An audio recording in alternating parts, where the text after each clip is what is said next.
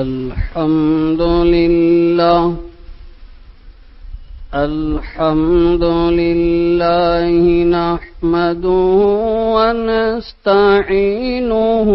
ونستغفره ونؤمن به ونتوكل عليه ونعوذ بالله من شرور أنفسنا ومن سيئات أعمالنا من يهد الله فلا مضل له ومن يضلله فلا هادي له ونشهد أن لا إله إلا الله وحده لا شريك له ونشهد أن سيدنا وسندنا وإمامنا وحبيبنا وشفيعنا وهادينا ومرشدنا ومولانا محمدا عبده ورسوله أرسله بالحق بشيرا ونذيرا وداعيا إلى الله بإذنه وسراجا منيرا أما بعد فقد قال الله تعالى أعوذ بالله من الشيطان الرجيم بسم الله الرحمن الرحيم وللرجال عليهن درجة وعاشروهن بالمعروف صدق الله العظيم. قابل قدر معزز سامعین، السلام علیکم ورحمۃ اللہ وبرکاتہ. گزشتہ جمعہ آپ کی خدمت میں نکاح سے متعلق ضروری باتیں پیش کی جا رہی تھیں.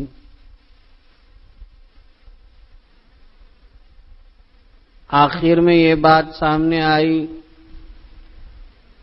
کہ اس وقت کے وہ نوجوان جن کا ابھی نکاح کا نمبر ہے، شادی کا موقع ہے، دین کا علم نہ حاصل کرنے کی وجہ سے نکاح کس کو کہتے ہیں اس کو سمجھنے سے پیچھے ہیں. عام طور پر نکاح یا شادی کا جب لفظ سنتے ہیں تو بس ایک ہنگامہ کا تصور آتا ہے. شادی جی بالکل گھر سجا ہوا ہو، رشتہ دار آتے جاتے ہوں، کھلانے پلانے کا ایک ماحول ہو، نئے کپڑوں کا ایک انداز ہو. اسی کو جو ہے تقریباً مرد حضرات، خواتین، لڑکیاں، مستورات، جوان، بوڑھے عام طور پر ایک ہنگامہ کو شادی کا خیال کیا جاتا ہے. مجھے معاف کیجئے، میں کسی پر طنز یا کسی پر طعنہ نہیں دے رہا ہوں. اگر ہم میں سے کسی کو کھڑا کر کے پوچھے کہ بھئی تمہارا نکاح ہو چکا ہے، بتاؤ نکاح کرنے کے بعد تمہارے ذمے کیا کیا چیزیں لازم ہوئی، تو کیا ہم اس کا صحیح جواب دینے کے موڈ اور درجے پر ہیں کہ ہم اس کا صحیح جواب دے دیں کہ بھئی نکاح سے یہ چیزیں لازم ہوتی ہیں؟ بے شمار باتیں ہیں۔ نکاح گزشتہ جمعہ آپ کی خدمت میں ہم نے اس کی کوشش کی سمجھانے کی کہ نکاح عبادت ہے، عبادت کا فائدہ دنیا میں بھی ہوتا ہے، آخرت میں بھی ہوتا ہے، لیکن اسی وقت پیدا ہوگا جب عبادت کو عبادت کے رنگ سے ادا کیا جائے، عبادت کو پیغمبر علیہ الصلاۃ والسلام کے طور طریقے سے ادا کیا جائے۔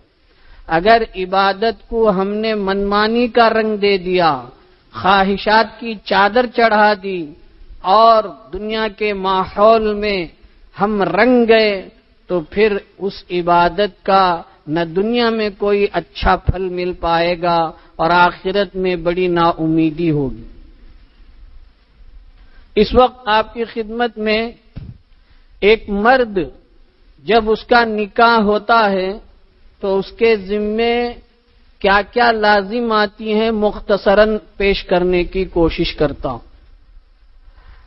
آدمی جب 4 لوگوں کے سامنے مجمع میں نکاح پڑھانے والا جب قبول ایجاب کرتا ہے، نکاح پڑھانے والا جو امام ہوتے ہیں، جو بھی ہوتے ہیں، وہ ایک جملہ بولتے ہیں،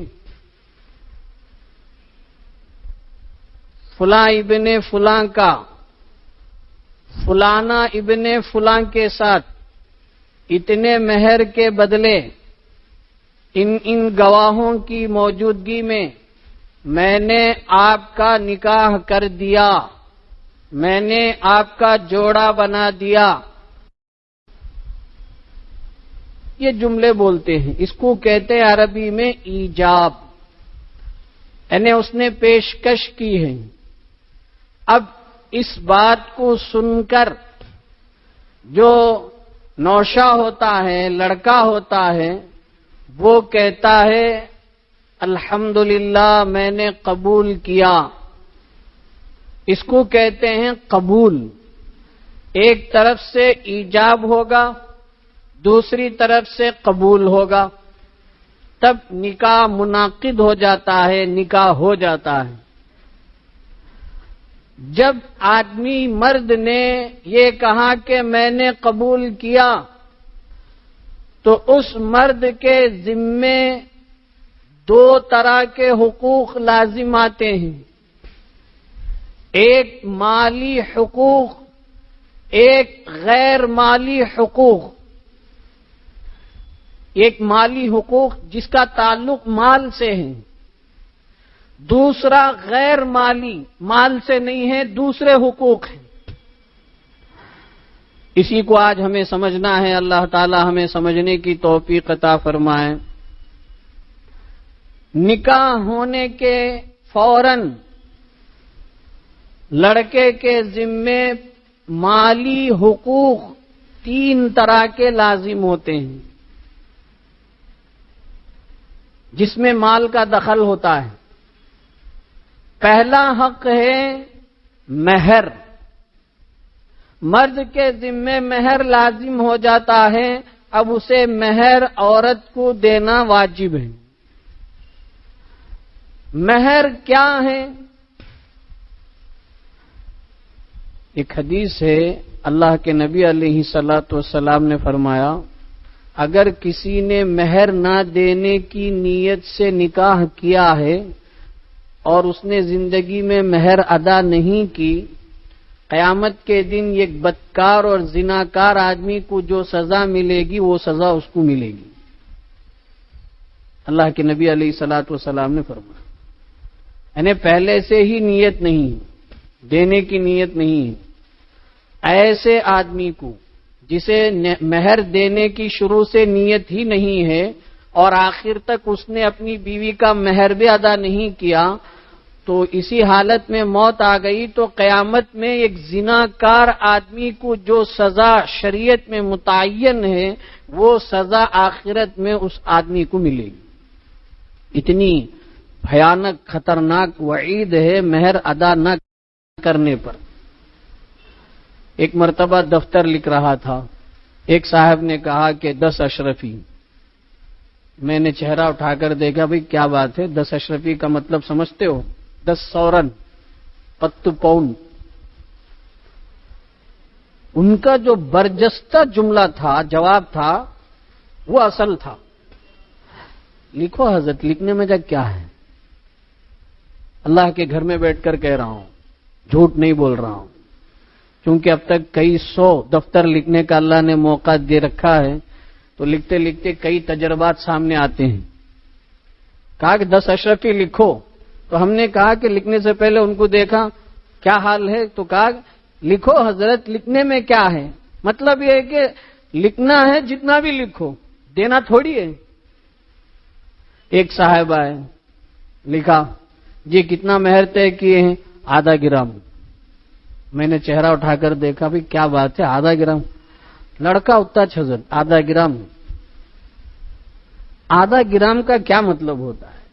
ایک نکاح جس کے بعد جس عورت کو دیکھنا حرام تھا، چھونا حرام تھا، بلا وجہ اس سے بات کرنا درست نہیں تھا، نکاح کے بعد، قبول کے بعد اللہ نے اس کو ایک ایسی نعمت دی کہ اسے دیکھ سکتا ہے، چھو سکتا ہے، اس کے پورے اختیار میں وہ آ جاتی ہے، تو اس کا عوض جو ہے صرف ½ گرام۔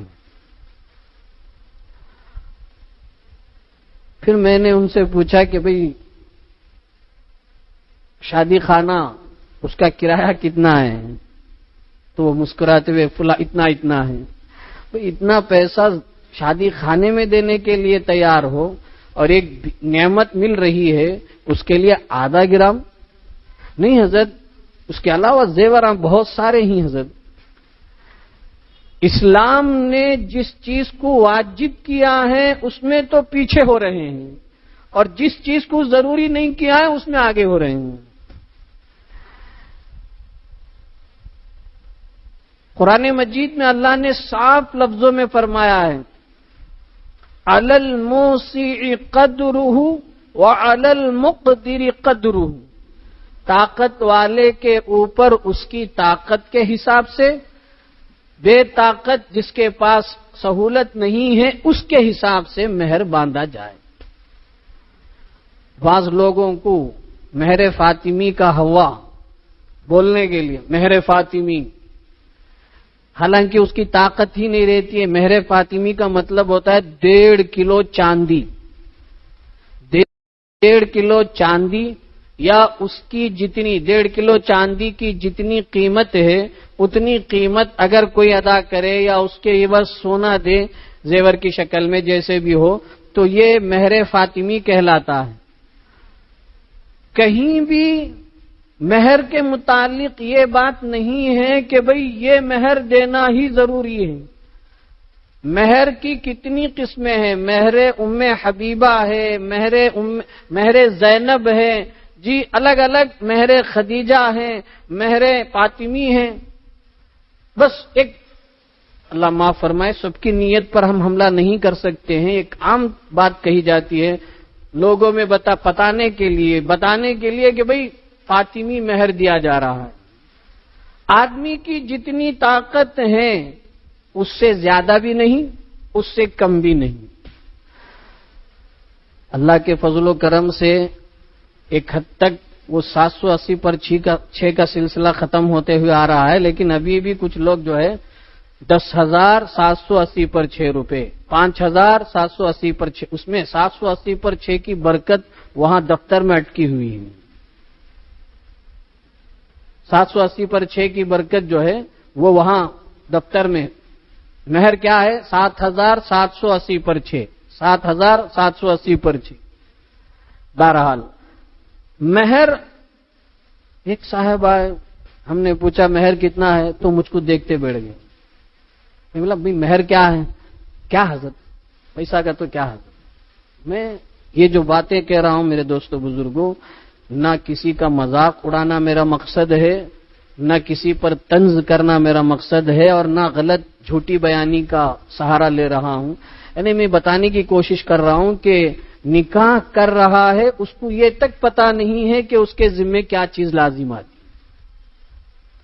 اس نے مجھے دیکھا اور کہا کہ یہ کیا ہوتا ہے، مہر کیا ہوتا ہے؟ تو میں نے اس کو سمجھایا کہ کہ بھئی اس طریقے سے مشکل سے کچھ جو ہے تیار ہوئے صاحب، اس طریقے سے پہلی فرصت میں معلوم کرے کہ بھئی مہر اسلام میں اس کا کیا مقام ہے۔ جیسے کہ میں نے شروع میں بتا دیا کہ اگر کوئی آدمی مہر باندھے ہی نہیں، متعین ہی نہ کرے، تب بھی اسلام کی طرف سے اس مرد پر عورت کے لیے مہر مثل واجب ہوتا ہے۔ مہر مثل کا مطلب ہے کہ اس لڑکی کی بہن، خالہ، پھوپھی، ان کے لیے جو مہر متعین کیا ہے کم از کم وہ مہر اس مرد کے ذمہ لازم ہو جاتی ہے۔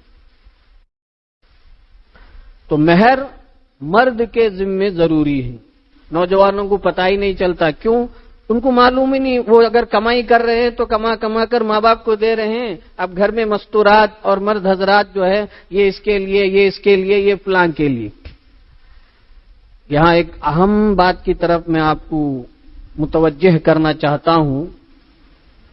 اسلام میں مہر کی اہمیت اتنی ہے، جیسے کہ میں نے حدیث کے حوالے سے آپ کی خدمت میں یہ بات پیش کی کہ اگر بغیر مہر کی ادائیگی کے بغیر کوئی مر جائے اور اس کی نیت بھی دینے کی نہ ہو تو پھر اسے زنا کرنے والے کی جو سزا ہے وہ ملے گی۔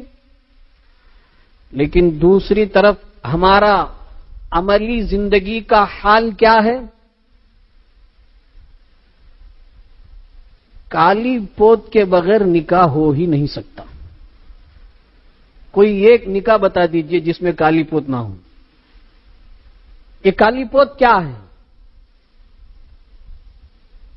پوت وہ کالی رہتی ہے، آج کل کالی پوت کالی بھی نہیں رہتی ہے، آپ لوگوں کو معلوم ہوگا، اب اس میں بھی جو ہے چینج اپ ہو گیا ہے، لیکن نام میں کوئی چینج اپ نہیں ہے، نام میں وہی ہے۔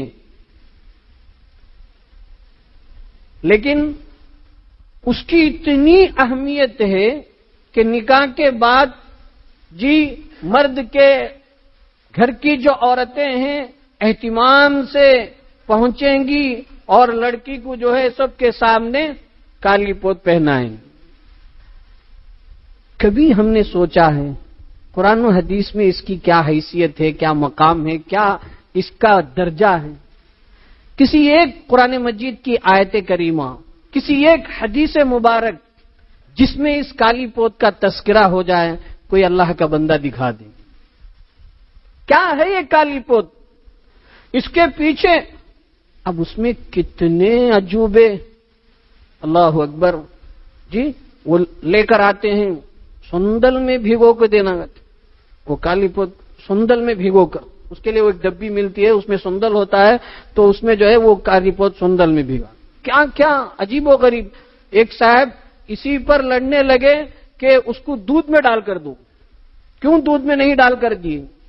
عجیب و غریب انداز کے کالی پوت کے پیچھے ایک ایسا دیوانہ بن کر لوگ چل رہے ہیں، شریعت میں اس کی کوئی حیثیت نہیں۔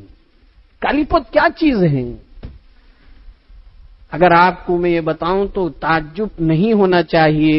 کالی پوت اور غیر مسلموں کے یہاں جو تالی جس کو کہا جاتا ہے اس میں کوئی فرق نہیں، اس میں کوئی فرق نہیں۔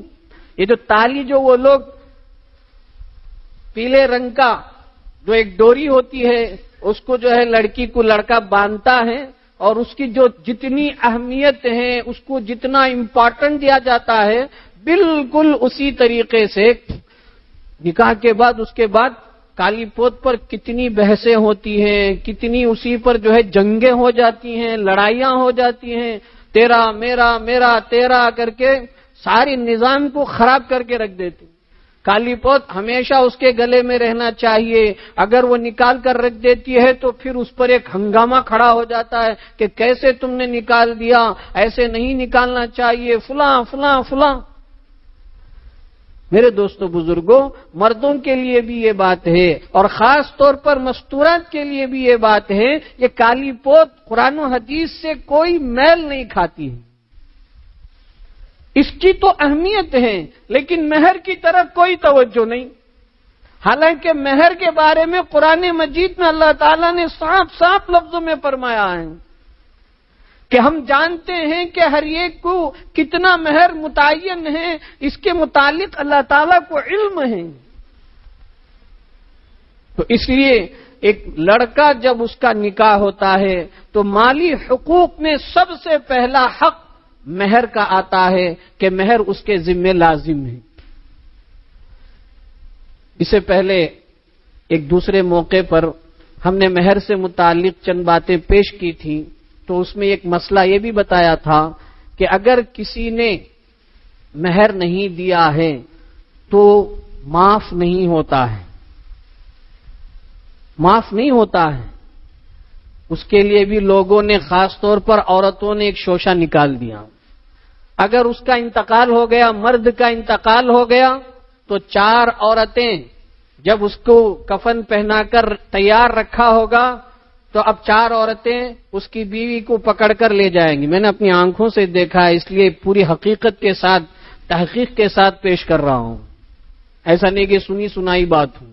لے جائیں گے، اب اس کے سامنے کھڑے کر کے، اب وہ بیچاری شوہر کا انتقال ہو گیا ہے، رو رو کے اس کا حال برا ہو گیا ہے، وہ دل دماغ سے پریشان ہے، ایسے میں کہتی ہے مہر بخشوا دو۔ اب وہ روتے ہوئے میں اپنا مہر بخش دیتی ہوں، فلاں فلاں ہوں کر کے کہہ رہی ہے، یہ معافی بھی تھوڑی معافی ہے، یہ بخشش بھی تھوڑی بخشش ہے۔ آدمی اپنا حق معاف کرے تو خوش دلی سے کرے۔ اب اس موقع پر اگر عورت معاف نہیں کرے گی تو کون دے گا؟ اس لیے یہ معافی کوئی، یہ سب ہیلے بازیاں ہیں، اس کی کوئی حقیقت نہیں۔ اگر مرنے والے نے مہر ادا نہیں کیا اور مر گیا اور اس کی پراپرٹی ہے تو مسئلہ یہ ہے کہ سب سے پہلے اس کا مہر اس پراپرٹی میں سے ادا کیا جائے گا، اس کے بعد ہی اس پراپرٹی کو تقسیم کیا جائے گا، اس کی جائیداد کو تقسیم کیا جائے گا۔ مہر کا مطلب یہ نہیں کہ بآخر میں جا کر بخشش کروا دو، بخشوا دو، تو اس سے معافی نہیں ہو سکتی ہے۔ ایک صاحب میرے پاس آئے، انہوں نے کہا کہ حضرت میں نے آپ سے مہر سے متعلق سنا، پڑھا، میرا نکاح 1947 میں ہوا ہے، 1947 میں ہوا ہے، اور اس وقت میں نے 500 روپے مہر میں رکھا ہے، اب مجھے کتنا دینا؟ میں نے دیا نہیں ہے۔ تو میں نے ان کو مسئلہ بتایا کہ جس وقت نکاح کے موقع پر دفتر لکھا جاتا ہے اور اس دفتر میں کبھی تو پیسے لکھتے ہیں، جیسے پہلے زمانے میں شروع میں لوگ پیسے ہی لکھتے تھے، لیکن بعد میں محسوس ہوا کہ بھئی پیسے جو ہے عورت کا حق ہے، مہر جو ہے عورت کا حق ہے، لیکن باپ پریشان، کتنے پیسے، ہزاروں کا قرض لے کر وہ فلاں کرتا ہے، اور جب مہر کے پیسے اس کو ملتے ہیں تو وہ لڑکی کے حوالے ہوتا ہی نہیں، وہ دیگر خرچوں میں خرچ ہو جاتا ہے۔ تو اس لیے ایک دوسری اچھی شکل یہ نکل آئی کہ بھئی مہر کو زیور کی شکل میں ڈال دو، نٹ نقد عورت کے لیے حق پہنچ جائے گا، کیونکہ اب اس کو لڑکی کا باپ یا کوئی اور رشتہ دار اس کو نہیں بدل سکتے ہیں، اس کو کسی اور چیز میں نہیں کر سکتے ہیں، وہ تو لڑکی ہی کا ہے۔ تو مسئلہ یہ ہے کہ اگر آج سے ہم چاہے 50 سال پہلے، 10 سال پہلے کبھی بھی مہر ہم نے لکھا ہے تو یا تو ہم نے پیسہ لکھا ہوگا یا تو ہم نے سونا گرام کے حساب سے لکھا ہوگا۔ اگر پیسہ لکھا ہے تو جتنا پیسہ لکھا ہے اتنا ہی پیسہ آج بھی ادا کرنا ضروری ہے۔ 500 روپے اگر 1947 میں کسی نے مہر باندھا ہے تو آج بھی اس کے ذمے 500 روپے ہی ہیں۔ لوگ کیلکولیشن کرتے ہیں، وہ 50 سال پہلے کا 500 روپے اب اس کے حساب سے اب 5 لاکھ روپے ہو جائے گا، تو کیا 5 لاکھ روپے دینا پڑے گا؟ ایسا کیلکولیشن نہیں ہے۔ اگر ہم نے رقم، پیسہ اگر لکھا ہے، 1000 لکھا ہے، 10,000 لکھا ہے، 5,000 لکھا ہے، تو جتنا لکھا ہے اتنا ہی دینا واجب ہے۔ ہاں اگر بڑھا کر دے دیا جائے تو احسان ہے۔ 500 روپے اس وقت لکھا تھا، نہیں دیا، اب دینا چاہتا ہے، اللہ نے وسعت دی ہے، سہولت دی ہے، اب بھی 500 روپے دیں، اچھا نہیں لگتا ہے، بڑھا کر دیا جائے، احسان ہے، لیکن دینا کتنا واجب ہے؟ 500 روپے ہی واجب ہے۔ اور اگر ہم نے گرام کے حساب سے لکھا ہے، 1 اشرفی، 2 اشرفی، 5 اشرفی یا 10 گرام، 12 گرام، ایسا گرام لکھا ہے، اور ہم نے ادا نہیں کیا ہے، 10 سال بعد، 20 سال بعد، 50 سال بعد اگر ہم ادا کرنا چاہتے ہیں تو جتنا گرام لکھا ہوا ہے اتنا ہی گرام دینا ضروری ہے۔ اب یہاں یہ نہیں کیلکولیشن کیا جائے گا کہ 50 سال پہلے سونا جو ہے 100 روپے 150 روپے گرام تھا تو اس کے حساب سے اتنا ہی پیسہ بیٹھتا ہے تو میں اتنا دے دوں گا تو کام چل جائے گا، نہیں چلے گا۔ آج کے حساب سے گرام، اتنا گرام دینا لازم ہے، چاہے 1 گرام کی قیمت کئی گنا بڑھ گئی ہو پہلے زمانے کے حساب سے۔ تو رقم اگر ہے تو اتنی ہی رقم دینا ہے، اور گرام اگر ہے تو اتنا ہی گرام دینا ہے۔ بہرحال یہ مالی حق ہے، اللہ نے ہر مرد کے ذمہ لازم قرار دیا ہے، واجب قرار دیا ہے کہ وہ اپنی ہونے والی بیوی کا مہر ادا کریں۔ اس لیے اگر کسی نے کسی وجہ سے ادا نہیں کیا ہے تو اس کو ادا کرنے کی پہلی فرصت میں کوشش کریں۔ یہاں ایک بات بیچ میں اور سن لیں، بعض لوگ کہتے ہیں مثال کے طور پر 10 سال پہلے نکاح ہوا، مہر ادا نہیں کیا تو اب ان کو جو ہے ان کا دماغ کام کرتا ہے، حضرت 10 سال میں نے میری بیوی پر کتنا خرچ کیا ہے، اس کو کھانے میں، پینے میں، کپڑے میں، فلاں فلاں کتنا خرچ کیا ہے، مہر کے حساب سے کتنا ہی زیادہ ہو گیا۔ نہیں، مہر الگ حق ہے، اسے بول کر دینا پڑے گا کہ یہ تمہارا مہر کا ہے۔ تم 10 سال نہیں 100 سال بھی اگر اپنی بیوی کے اوپر خرچ کیے ہو تو وہ خرچ مہر کا عوض کبھی نہیں ہو سکتا ہے، مہر کا بدل کبھی نہیں ہو سکتا ہے۔ اور تم نے اگر بول کر نہیں دیا ہے کہ یہ مہر ہے تو پھر تمہارے ذمے وہ مہر قرض ہی رہے گا۔ اللہ تعالی ہم سب کو یہ پہلا مالی حق اگر کسی نے کسی وجہ سے ادا نہیں کیا ہے تو پہلی فرصت میں ادا کرنے کی کوشش کریں۔ اب ہو سکتا ہے مثال کے طور پر کسی نے 20,000 روپے مہر باندھا ہو، اب یہ ایک مشت 20,000 روپے دے نہیں سکتا ہے تو اس کے لیے بھی گنجائش ہے کہ وہ جتنا جتنا دے سکتا ہے ماہانہ سودا سلب کے اخراجات کے علاوہ مہر کے عنوان سے 10,000 روپے 5,000 روپے بول کر بیوی کو دے کہ یہ تمہارا مہر میں سے کچھ ہے، باقی اور ادا کروں گا، تو اس کی بھی گنجائش۔ اللہ تعالی ہم سب کو مہر سے متعلق کوتاہی اور غفلت کرنے سے پوری پوری حفاظت فرمائیں۔ یہ پہلا حق ہے مالی، اور 2 حق ہے جس کا بیان آئندہ جمعہ آپ کی خدمت میں پیش کیا جائے گا۔ ایک بات یہ ہے میرے دوستو بزرگوں، یہ مہینہ رجب کا چل رہا ہے، رجب المرجب، اور اس مہینے میں لوگ آج بھی کچھ ایسے ہیں جو اپنے رشتہ دار، اقربا، دوستوں کو جوڑ کر ایک فاتحہ کرتے ہیں۔ کسی جگہ کوئی اور نام ہے، کسی جگہ کوئی اور نام ہے۔ ایک جگہ کھیر پوری کا نام ہے کیونکہ اس میں کھیر بناؤ پوری بناؤ کھاتے ہیں۔